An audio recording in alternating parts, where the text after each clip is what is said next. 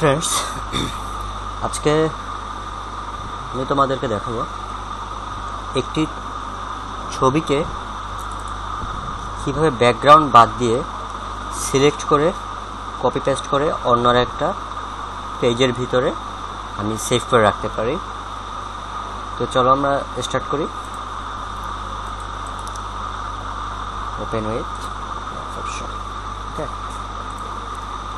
তো আমরা চাচ্ছি যে এখানে যে ব্যাকগ্রাউন্ডটা আছে, এই যে ব্যাকগ্রাউন্ডগুলো এগুলি থাকবে না, অনলি এই পিকচারটা থাকবে।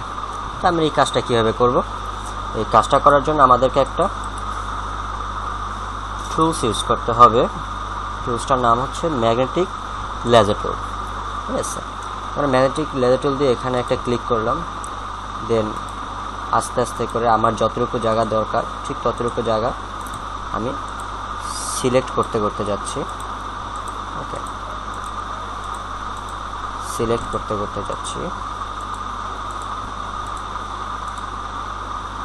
ফিনিশিং পয়েন্টে এসে আমি এখানে ক্লিক করলাম। আমি এখন Ctrl+C প্রেস করলাম। তো সি প্রেস করে আমি এখন নতুন আর একটা ফাইল ওপেন করলাম, অন্য একটা পেজ, যে পেজের ভিতরে আমি Ctrl+V প্রেস করে আমি জিনিসটাকে এখন আমি সেভ করব। কীভাবে সেভ করব?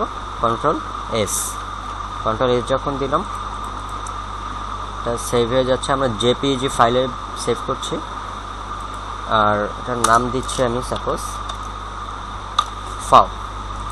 ওকে, আমি সেভ দিলাম, ওকে দিলাম, ব্যাস আমার পিকচারটা এখন রেডি হয়ে গেল। এখানে ফাও নামক যে ফাইলটা আছে সেই ফাইলটা আমি ওপেন করলাম। হ্যাঁ বন্ধুরা, আমরা যেটা চেয়েছি সেটা আমরা করতে পেরেছি। এখানে এই পিকচারটাকে আমরা সিলেক্ট করে এখানে বসিয়ে দিতে পেরেছি। আজকে পর্যন্তই বন্ধুরা, বাই।